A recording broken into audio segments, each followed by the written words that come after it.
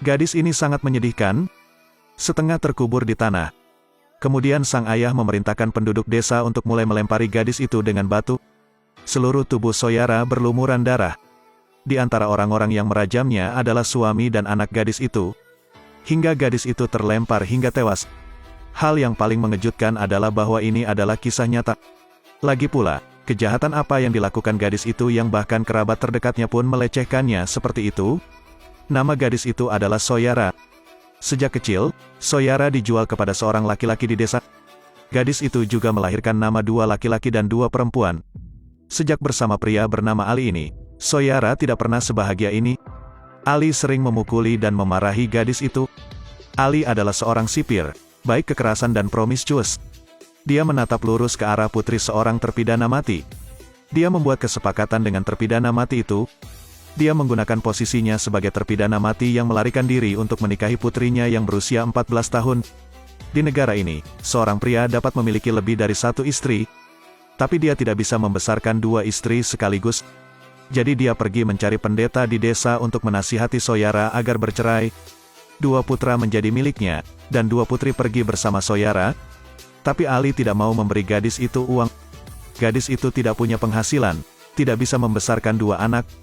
Karena itu gadis itu tidak bisa bercerai. Namun di luar dugaan, sang pendeta menginginkan Soyara menjadi selirnya. Saat itu dia didengar oleh ibunya. Ibu gadis itu memarahinya dan mengusirnya. Setelah mengetahui bahwa Soyara tidak menyetujui perceraian, Ali kembali ke rumah dengan marah. Pertama, dia menamparkan wajah Soyara seperti air, lalu terjadi perkelahian. Untungnya, Soyara memiliki seorang bibi yang sangat menyayanginya. Ia menggiring kedua putrinya kabur ke rumah Zahra. Zahra adalah satu-satunya perempuan mandiri di masyarakat ini. Sementara keduanya berbicara, seorang pria bergegas masuk. Dia adalah pemilik bengkel mobil. Istrinya sakit. Dia meminta Zahra untuk datang memeriksa. Ketika dia tiba, gadis itu sudah mati. Gadis itu meninggalkan seorang putra dengan masalah mental.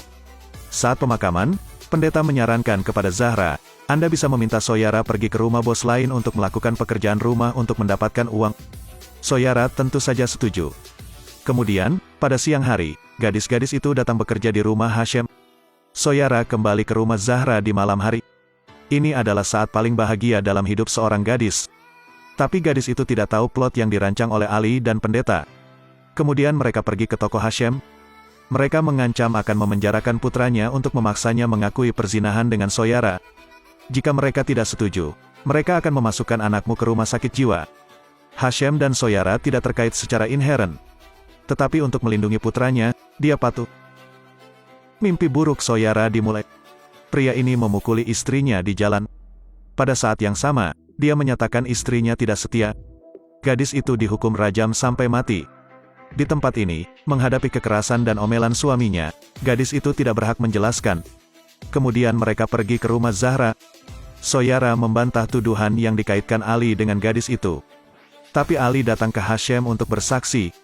Menghadapi fitnah keduanya, Soyara punya 100 mulut yang tak bisa dibantah.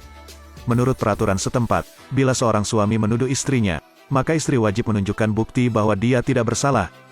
Kalau tidak, kejahatan akan ditetapkan. Keesokan harinya, atas pengaturan kepala desa, para laki-laki di desa mengadakan konferensi. Isi pertemuan itu adalah bagaimana menghukum Soyara. Dan Soyara hanya bisa menunggu dengan putus asa untuk hukuman. Konferensi berakhir, hasilnya diumumkan oleh ayah Soyara. Dia dinyatakan bersalah. Bersalah, dia bersalah. Bersalah. Kemudian, tembakan senjata terdengar. Orang-orang itu mulai memberikan pekerjaan. Seseorang menggali lubang dengan sekop. Seseorang bertugas menjaga Soyara. Seseorang sedang sibuk mengambil batu. Plot Ali akhirnya tercapai. Ternyata, hukuman Soyara adalah rajam. Inilah hukuman paling kejam di Timur Tengah. Korban akan dilempari batu sampai mati. Mendengar kabar tersebut, Zahra segera menggiring Soyara kabur. Hasilnya sekarang sudah terlambat. Kembali ke kamar, Soyara tidak menunjukkan rasa takut di wajahnya. Gadis itu segera muak dengan kehidupan seperti ini. Gadis itu selalu mentolerir pelecehan suaminya. Sebagai imbalannya, dia menjadi lebih kejam. Gadis manapun tidak tahan dengan suami seperti itu. Di tempat maskulinitas mengambil alih tahta, gadis itu tidak punya pilihan. Kematian bagi gadis itu adalah semacam pelepasan. Soyara tidak tega meninggalkan kedua putrinya. Dua anak laki-laki di kamar. Soyara memberitahu kami bahwa kami tidak bersalah. Tetapi putra sulung membenci dan mendorong ibunya pergi. Soyara menyelesaikan riasannya dan dibawa ke tempat eksekusi. Kepala desa membacakan putusan terhadap Soyara. Pendeta mengkritik perilaku tercela Soyara. Dia berkata, setiap batu yang mereka lempar ke Soyara dapat mengembalikan kehormatan desa. Semua orang senang mengambil batu itu. Zahra melepas gaun hitam Soyara. Kemudian dia diseret oleh orang-orang. Kepala desa berkata kepada Soyara, sebelum kamu mati, apakah kamu ingin memiliki kata terakhir? Soyara melepas handuk di kepalanya. Saya putri Anda, istri Anda, ibu anak Anda, tetangga Anda. Mengapa orang bisa melakukan itu? Tapi gadis itu dipukuli oleh seseorang. Penduduk desa kemudian mengikat tangan Soyara dan menyeretnya ke lubang yang telah digali. Di dalam kamar, tetangga memutar radio dengan sangat keras. Gadis itu menutupi telinga kedua putri Soyara dengan tangannya. Di luar ruangan, hukuman telah dimulai. Bagian bawah pinggang gadis ini terkubur di dalam tanah. Apa yang akan datang adalah hukuman paling kejam di Timur Tengah. Orang pertama yang bertindak adalah ayahnya. Gadis. Orang kedua adalah suami gadis itu. Orang ketiga adalah seorang anak laki-laki. Soyara sangat kesakitan. Gadis itu menatap putus asa pada kekasihnya. Hati gadis itu sudah mati. Lalu ada penduduk desa. Satu persatu batu tanpa ampun menghantam gadis itu. Keluarga Soyara semuanya berdarah. Tapi orang-orang ini sangat bahagia. Adegan ini membuat para wanita hampir muntah. Darah merah Soyara benar-benar menodai gaun putih itu. Gadis itu juga tidak memiliki reaksi lebih lanjut. Ali masih belum yakin, pergi ke sana untuk memeriksa. Dia menemukan bahwa istrinya masih belum sepenuhnya mati. Kemudian dia berteriak agar semua orang melempar lagi. Hujan es lain menuju ke arah Soyara. Gadis itu kehabisan napas. Adegan ini membuat penonton merasa iba. Namun, ini adalah kisah nyata. Mungkin film tersebut tidak bisa menggambarkan situasi tragis saat itu.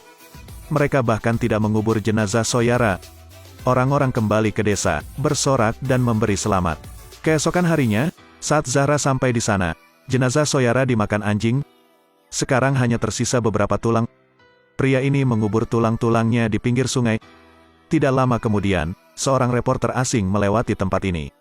Zahra mengungkapkan perilaku ini kepada pers. Itu kemudian diubah menjadi film. Film yang baru dirilis ini mengejutkan dunia. Hingga saat ini, di beberapa bagian Timur Tengah, hukuman kejam tersebut masih dipraktikkan. Sebagian besar korban adalah wanita. Film ini memberitahu kita, perempuan terikat untuk mandiri secara ekonomi. Itulah satu-satunya jaminan. Jika Soyara bisa mandiri secara ekonomi, dia tidak perlu menanggung penghinaan ini. Gadis itu akan menyetujui lamaran perceraian Ali. Dan tragedi juga tidak akan terjadi.